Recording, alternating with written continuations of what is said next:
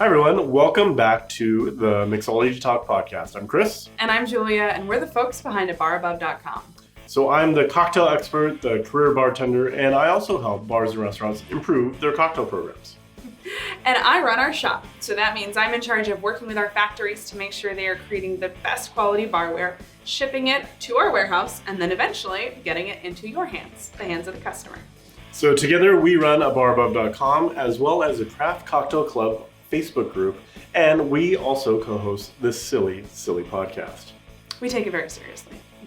Pinkies up. Pink, pink.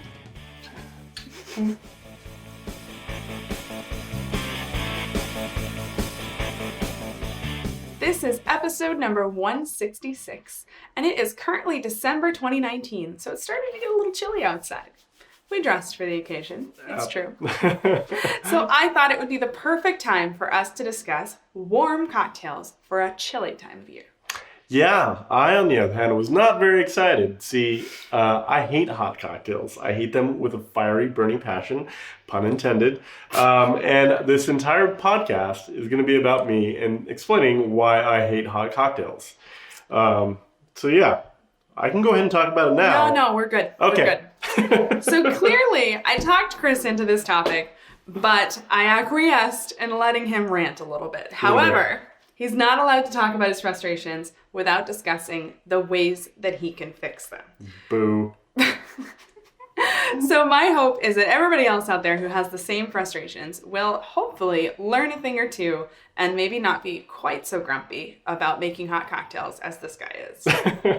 We'll see about that. I'll drink this.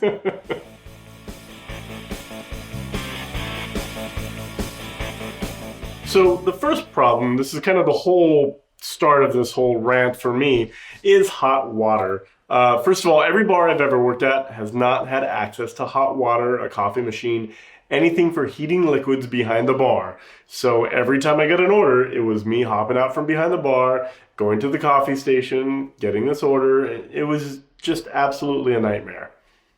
I can hear the frustration. Oh, it was... I can hear the frustration. Yeah. Seems to me like this would be a pretty easily solution. Obviously, there's a lot of different ways that you can heat up water, but in my mind, probably the simplest one is a plug-in kettle. Yeah, I think towards the end of my bar career, that's something that a lot of people were using, and finding the place for it was not always the easiest thing, but you can always make it if, you're getting a lot of hot coffee cocktails. Well, I think this time of year, you have to expect to some extent that you're going to get some hot drink orders, even if it's just a coffee, right? Right, absolutely. Yeah, so this is a good option. Keurig could be another great option for having behind the bar. I heard a rumor somebody was hacking their Keurig for cocktails. That's coming in a couple weeks. Right? I'm hoping so. Yeah, we can talk about Stay tuned. Keurig hacks for hot cocktails, but there are a lot more options now that don't take up an entire, giant footprint on your bar. But the hot kettle definitely works. The Keurig is a great option as well. So. But if you find yourself hating hot cocktails for this reason, definitely have that conversation with your manager, with your team. Chances are you're not the only one who's frustrated. And this could be literally a $20 solution. So another reason I hate hot cocktails is the word is kind of deceiving because the cocktails are never really hot. They're just kind of warm. And it's kind of gross. And it's like, if it's going to be hot, it's got to be hot. So that's my rant on hot cocktails. And the problem is because, obviously, you have a lot of other ingredients in there that are not hot, like the booze, the sweetener, and all that stuff. So it just kind of drops the temperature. So I would say that this seems like a relatively simple problem to solve. First of all, warm up your cup. It's the same thing you do with a cold cocktail, right? You may fill your glass with ice to chill down the glass before you fill it with a cold cocktail because you want it to stay cold. I don't see why you can't do the same thing. Obviously, be careful. If your glass is coming out of the fridge, don't dump it full of hot water because you're going to have a bad time. And glass. Right, absolutely. But so think about that. Yeah. But especially if you've got a cup like this, just go ahead and fill that with warm water. It'll warm up your glass, and that should help mitigate the problem for sure. But things like syrups, I would imagine you can probably warm up, right? You might be able to, but it's all about being able to do it for service. So Sure. at home, you can throw it in the microwave. That's fine. But in like a bar setting, you're not going to have all that equipment you're going to need to bring it all up. And if it's a syrup, then you're going to have it possibly in a cocktail, possibly in a cold cocktail, and a hot cocktail. Okay. Breathe. Okay. All right. So see why I hate hot cocktails. It's Another gonna be reason. fine. It's gonna be fine. But Julie makes a good point. Preheating that glass is going to give it a couple more degrees, and that might make all the difference in the world. It definitely helps.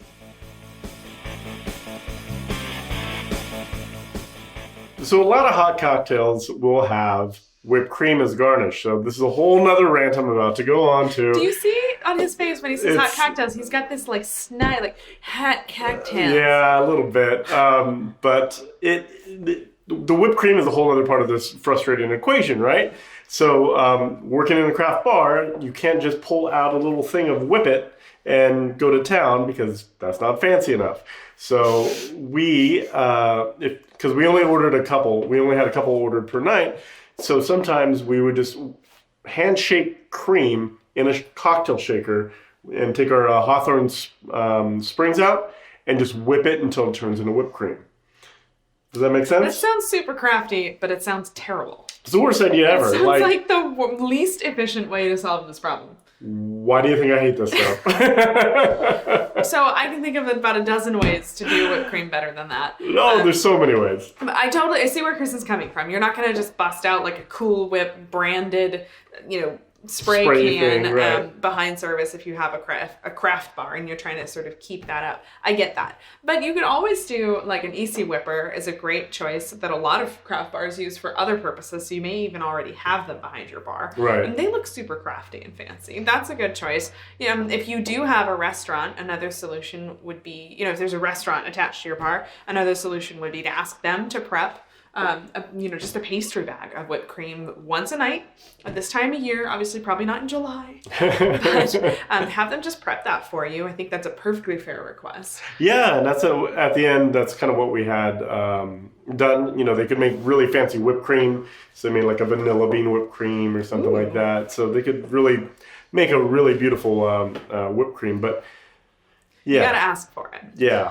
So I think that's a good point. So be thoughtful if you do need whipped cream. I think the key message here is to be prepared for that because making whipped cream a la minute sounds terrible. Right. It sounds delicious. Dirties up your tins and you gotta wash them and you can't put them in. Yeah. Anyways, there you go.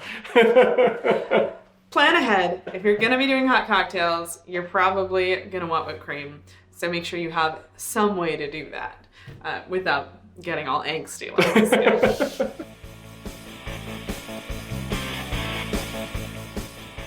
Issue number 4. And this is probably the biggest issue I have with hot cocktails.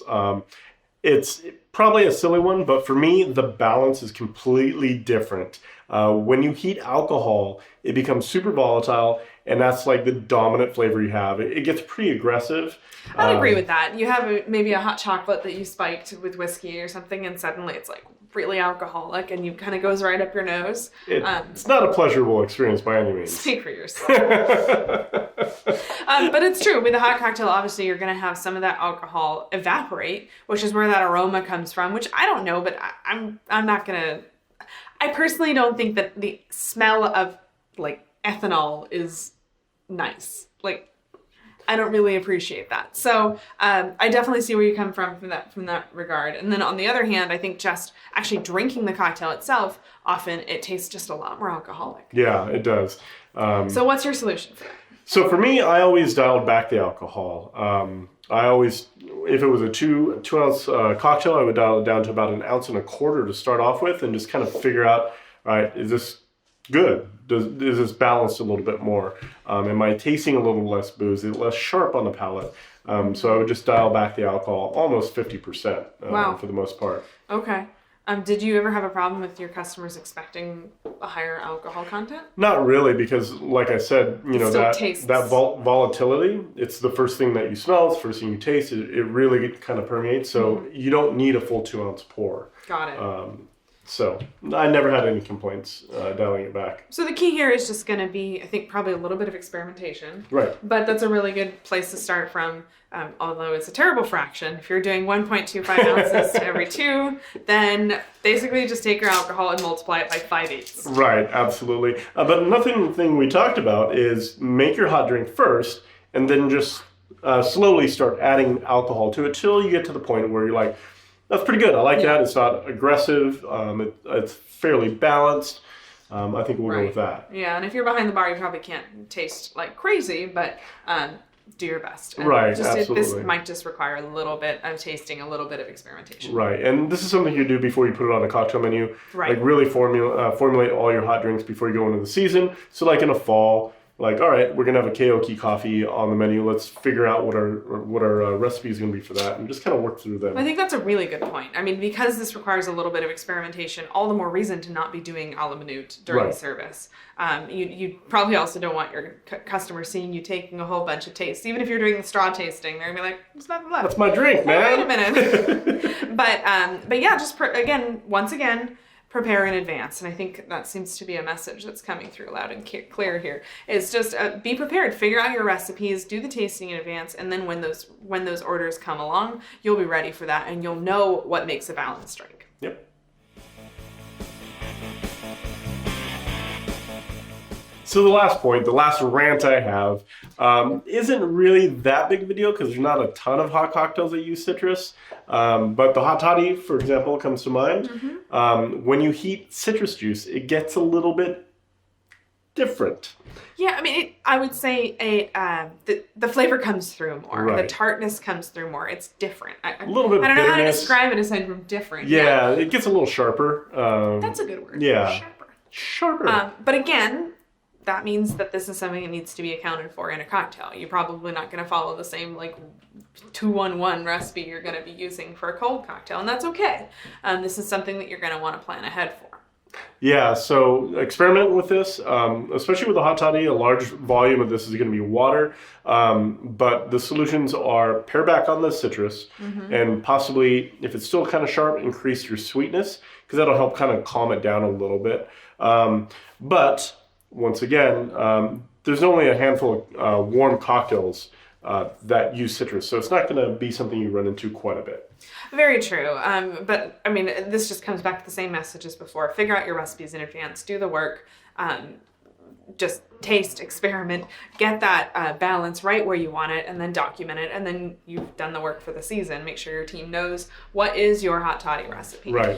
What is the recipe you're going to be using this year? And then it should be a consistent cocktail every time. But again, you got to do the work. If you wait until somebody suddenly places an order for a hot toddy and December 15th and you haven't done one yet that year, you're gonna have a bad time. Right, absolutely. And frankly, your customer is likely to have a bad time too. Well, and this is something that Julia just pointed out, and I think it's a really good point, is a lot of the training and a lot of the mental energy about a cocktail program goes for the cold cocktails, the stirred cocktails, the strain cocktails. Very little time is put into hot cocktail development unless it's a big part of your menu. So what I've seen and what I've lived through in the past is that there's no formula, there's no recipe. It's an afterthought. Right. Yeah. So each bartender has their own recipe. They're it's kind of exactly. But it might not be as consistent as it should be. So it should be, to Julia's point, really thought out, really mapped out, and everybody should be on the same page for that. And this would be a fantastic opportunity for an education. If you, for example, were to find a brand who had a expert in this area, this would be an awesome opportunity to have somebody come in and spend a little time with your staff and talk through some of the techniques around making a really awesome hot cocktail program. I think this could be really fun. Yeah, absolutely. And when you do, give us a call, because I would like to come and taste them. Me too. Oh, I guess he can. We can try to convert him together, because this is a little bit of a lost cause.